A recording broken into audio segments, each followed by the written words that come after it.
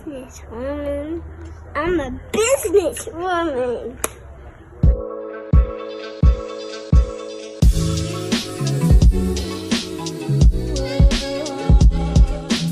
How you feeling today, Mo? Good. Feeling better? Ready to have a great day? Yeah. All right, let's. I feel great. I'm gonna have a great day. It's gonna get in my way. And I love my friends. I can't wait to see Caitlin again today. I'm on my best friends. Yeah, let's go do it. Let's have a great day. Let's do it right now. Seeing how pumped up Morgan was for her day got me thinking, as a self-employed person, as a freelancer, as a real estate agent, do you have to be a morning person or have a morning routine to be successful? Wakey, wakey.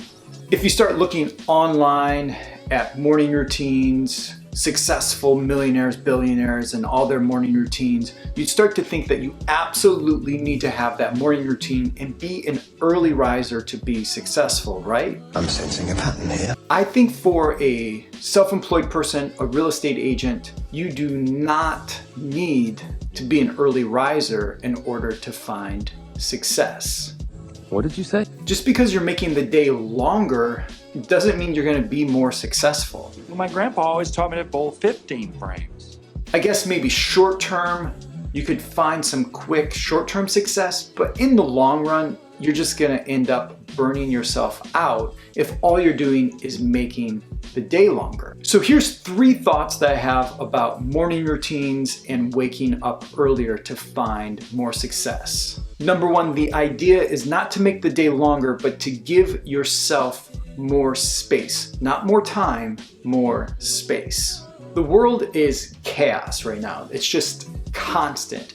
It's constant notifications, constant updates, constant emails, constant replies, constant voicemails, constant deadlines, constant meetings, constant appointments. There's just always things to do, even in our leisure time. Even in our leisure time, it's not really relaxing and downtime. There's always more shows to watch and more episodes of those shows that we have to binge to catch up. So I just don't think giving yourself more time solves the problem. We just find more stuff to fit into that time. What we really need is more space. The objective is to find space. You want to find space so that you have time away from all of that constant and chaos. You don't want to wake up earlier so you can check your phone and work on more projects and just do constant scrolling and put yourself under more stress for a longer period of the day. And you really can go online and find thousands of videos about millionaires and billionaires' morning routines and find thousands of articles about why you need a morning routine. But what we share with our agents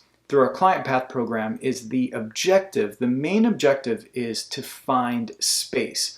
A little moment in your day where you can control before you enter into that chaos. And a common excuse that I hear is, yeah, but Darren, I just don't have the time. How do I make the time? I wish I had the time to do that. Ain't nobody got time for that. Okay, so first, remember it's space, not time. We're not trying to find more time. We're trying to make space. Shift your mindset to space versus time. And really, how much time do you need? Do you need 3 more hours to make some space? Do you need to be waking up at 4:30 a.m. or 3:30 a.m.? Or would 30 minutes give you a little bit of time for you to just get settled and ease into your day? How much time do you really need? So that brings me to point number 2. But first, make sure you like this video and save it so you can come back and reference this as you start to build out your morning routine. Point number 2 is stop hitting the snooze button. If you're trying to make space, the last thing you want to do is waste that space. And that's what hitting the snooze button does. Boop! That's me hitting the snooze button. Have you heard this idea that the most important thing to do is make your bed first thing every morning? That somehow sets you on a trajectory to have a great productive day. But my thing is, why wouldn't the first goal be to just wake up on time? That's your first goal of the day you've set. What time are you going to wake up? That's your first commitment. That's your first action. And you hitting snooze is basically failing at your very first goal of the day. I failed. And let's just be real for a second. How much more refreshed are you going to be? How much better sleep are you going to get for that additional 9 minutes or 18 minutes or doing math, 27 minutes? Math, math, math, math, math. Why is a snooze 9 minutes long anyways? So just wake up, don't hit snooze. I'm up, all you want. Back in the day when I was spending a lot of time wakeboarding, I heard this idea from someone about when you're doing a wakeboarding trick, the way you take off is the way that you land. Meaning that if you're off balance, if you're not in the right position coming up off the wake, you're going to land in the wrong position. You're probably going to fall. I relate that a lot to how you start your day. How you start your day is how your day is going to go and how you're going to end the day. If you're starting your day by hitting snooze and starting behind, how are you going to be throughout the entire day? And I'll hear the excuse, but I need that little bit of extra sleep because I'm just so tired. I need more sleep. Totally get it. Everyone needs more sleep. That's one of the biggest things I think is happening in our society and culture is we're all very much sleep deprived because of Netflix, binging, and social media notifications. Here's 3 tips that I have about not hitting the snooze button. Number 1, know why you're getting up. The reason why you probably stop hitting snooze and get up eventually is you don't want to be late for something. So if you want more space, know why you want more space. Why are you waking up 30 minutes, 45 minutes, an hour earlier? Know your reason why. What are you going to do with that extra space and extra time?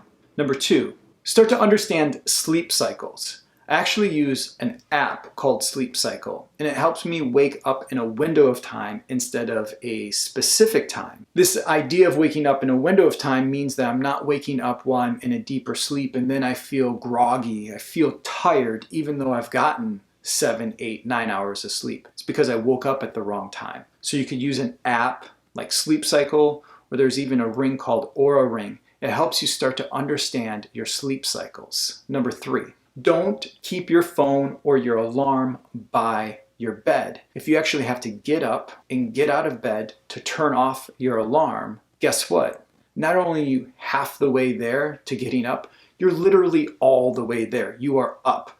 Now, all you have to do is stay up.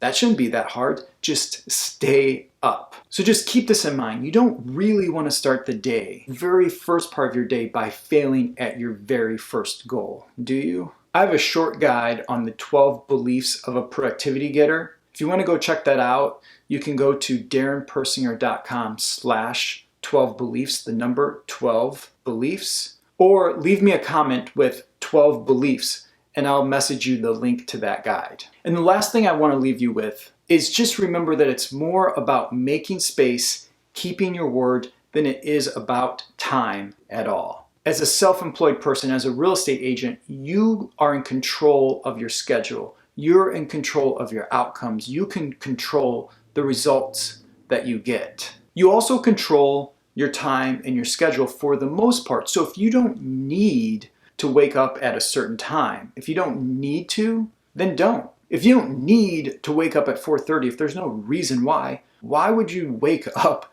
at 4:30? You're in control of this. But let's be clear, I'm not giving you permission to sleep in until 9:30 or 10 o'clock, hitting snooze 4 or 5 different times. And then while you're laying there in bed, you're scrolling through Facebook, Instagram, LinkedIn, email, and Twitter for the next hour and a half. That's not what I'm saying. Don't hear that. I try to wake up between 5:30 and 5:55 every day. That's my window. There's something mental to me about being up before 6 a.m. But when Jesse was born, that time kept getting pushed back earlier and earlier based upon his sleep schedule, and I'd have to adjust to it. Because one of the last things I wanted to do was the first thing be waking up, changing his diaper, and then feeding him. That was like the first thing that I wanted to do. So based upon when he would wake up, I started to wake up at 5, and then 4:45, and then 4:30. Because the most important thing was I just had a little bit of space, just a little bit of time to myself to get ready for the day before all that chaos started coming in. So if you're saying, well, Darren, I work better at night. I'm just a night owl. I have less distractions. I'm better at night. That's totally cool. That's totally fine. As a self-employed person, freelancer, real estate agent, that's what you get to do if you're a night person. So be that night person. But I still think it's really important. First part of your day is space to yourself. So if that means waking up at 6 or 9 or 11, as long as you're starting off with a little bit of space, whether you need 15 minutes, 30 minutes, or an hour, it's about the space, not the time. So remember, make the space, keep that first commitment, don't hit the snooze button. These are just a few thoughts that I have on productivity. If you'd like more ideas on productivity and routine, head to my Facebook group. Search for it at Most Productive Agents in Real Estate. I'll also have an easy link that you can click somewhere around here to take you straight there. Are a few questions. Make sure you answer the questions before we let you in. But head over there for some additional videos and training that I keep private that are only in that group. Or if you have some questions about productivity or routine, you can message those to me or leave them in the comment section down below.